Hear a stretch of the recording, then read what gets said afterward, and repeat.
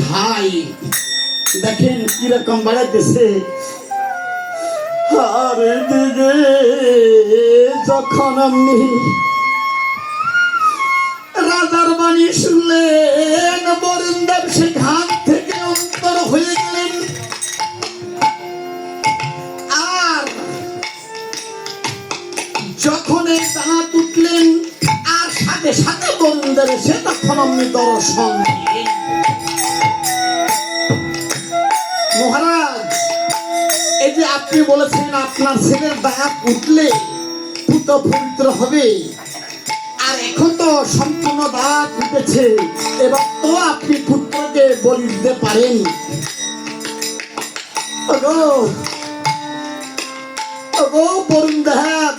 বলি যে তোমায় এই যে দন্ত উঠেছে, দন্ত না পড়িলে পবিত্রতা কোথায়?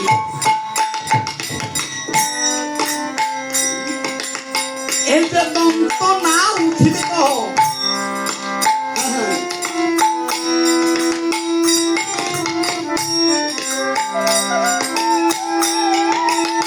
দন্ত না উঠিলে পবিত্র কথা বলছ, দন্ত উঠেছে আর এখন বলো দন্ত না উঠলে,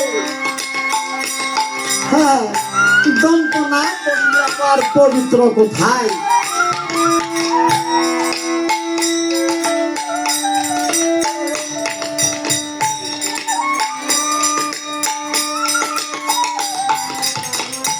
দন্ত এখন পড়েছে, এই দন্ত পড়েছে, এবার তো তোমার পুত্র পবিত্র হয়েছে। তখন সে কেঁদে কেঁদে বলছে,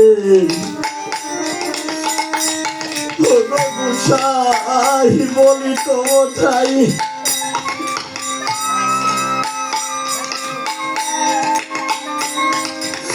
ওরে দয়া করে দেব,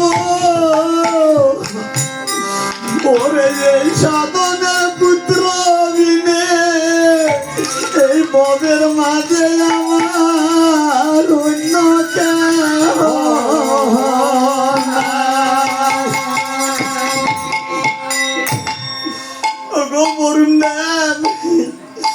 এই পুত্র কত সাধনের ফলে আমার হয়েছে।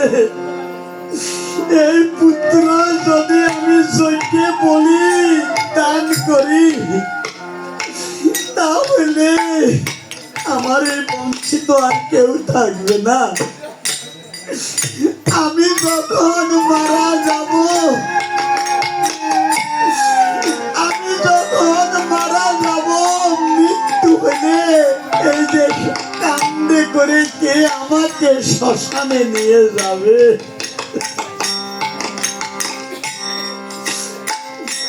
তখন আমি আর এইদিকে রাজা যখন আপনি বন্ধুদেরকে কহিতে লাগলেন, আর রানী এসে বললেন, গুরুদেব আমি যে মা, আমি মা হয়ে কেমন করে আমি সন্তানকে বলি দেব? আমি কেমন করে সন্তানের এই যে আমি কাটা মুন্ডা দর্শন করব?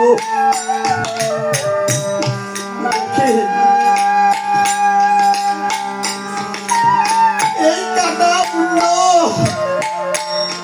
মা কখনো পুত্রের চাই না। দেখেন আমরা কত বোকা। আমরা মা কালীর সামনে আমরা পাঠা বলে দিই, এই যে আমার মা, আপনার মা, সবার মা সেই কালী না, সেই পাঠার মাও সেই কালী না। মা না থাকলে সন্তান কখনো জন্ম হয়, যে মা কালী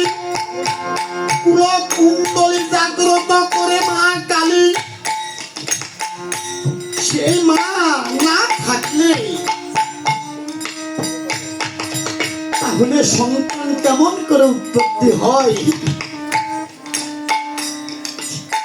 আমার মা পশুর মা, সবার মা হলো সে কালী মা। আজকে আমরা জন্ম নিয়েছি সে মায়ের গর্ভে, আর মায়ের সামনে যদি পুত্রের কাটা মুন্ড আমরা যখন প্রদান করি, কাটা মুন্ড যখন মায়ের সামনে দিই, তাহলে মা কি সন্তুষ্ট হবে? পুত্রকে বলি দিলে মায়ের সামনে পুত্রের রক্ত দেখলে, পুত্রের কাটা মুন্ড দেখলে মা কি সন্তুষ্ট হবে না রুষ্ট হবে? মা রুষ্ট হবে আমরা জানি না। বাবা পাগলা শ্বেত পাথরে সুন্দর ভাবে লিখন করেছিলেন, বলি দে তোর রিপু বলি, সাগ মহিষ দিস না বলি। সেই রিপুটা হলো কাম, ক্রোধ, লোভ, মোহ, মদ, মাৎসর্য। কাম হলো যৌন ক্ষুধা,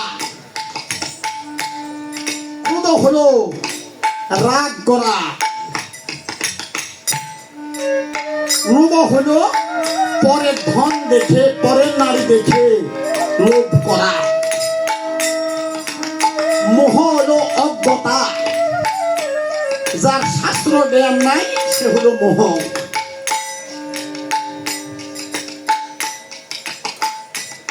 মদ, মদ হলো আমিত্ব, আমি কোটিপতি, আমার মতো ধনী, আমার মতো জমিদারে পৃথিবীতে নাই, অহংকারে কিন্তু ভরা, আমিত্ব, আমি অনেক কিছু, সেটা হলো মদ। মাৎসর্য অর্থাৎ হিংসা করা, মানুষকে মানুষে হিংসা করা, এটাকে বলা হয় মাৎসর্য। তাহলে কাম, ক্রোধ, লোভ, মোহ, মদ, মাৎসর্য ছয়টারই ভূবশ করার জন্য, ছয়টারই ভূবশ না করিলে গোবিন্দের শ্রীচরণ কখনো দর্শন করিতে পারবে না। তাই শাস্ত্রে লেখা আছে, আত্মজ্ঞান মহাজ্ঞান সর্বজ্ঞানের শ্রেষ্ঠ, আত্মজ্ঞান বিনে ভক্তি নহে পুষ্ট। 100 বৎসর যদি কৃষ্ণ সেবা করে, বৃন্দাবন নাহি মিলে পিতা শ্রমে মরে। আত্মজ্ঞান বিনে সাধন কিছুতে না হয়, আত্মজ্ঞান জ্ঞান না থাকিলে সাধন বস্তু না হয়। আর সেই আত্মজ্ঞান হলো আমার দেহের মধ্যে, আমার দেহে যাহা আছে তাহা এই বিশ্ব ব্রহ্মাণ্ডের মধ্যে আছে, যাহা আছে জীবের ভাণ্ডে তাহা আছে বিশ্ব ব্রহ্মাণ্ডে। নিজকে চিনতে হয়, জীবকে চিনতে হয়। তাহলে দেখেন, এই যে আমরা যারা এই যে পাঠা বলি, পশু বলি, আমরা এই যে মহাদেবের পূজাতে দিই, কালিমার পূজাতে একদিন মহাদেব ঠাকুর অমনি কালীর কাছে গিয়ে বললেন, একদিন মহাদেব ঠাকুর কালীর কাছে যাই, আর কালী মাকে বলছে, এই যে পাঠা বলি দেয়, শুনো শুনো শুনো কালী বলে যে তোমায়, এই যে পাঠা বলি দেয় লোকে তোমার শরণে তলে ঠাই। হ্যাঁ, তোমার এই শরণ তলে পাঠা বলি দেয়, তুমি গ্রহণ করো কিনা কালী, বলো আমারে। তার প্রতি উত্তরে তখন মহাদেব ঠাকুরকে বলছেন, কালীমা, এই যে মম পূজাতে অর্থাৎ আমার পূজাতে যে জন পশু বলি দেয়, যতদিন চন্দ্র সূর্য রবে ততদিন পর্যন্ত সেই পাপী নরকে পতিত রবে। এই যদি হয় কালের কথা, কোন বিধান ধরে তাজা ফাটা বলি দাও তোমরা মায়ের শরণ তলে। তখন সব্যা বলছে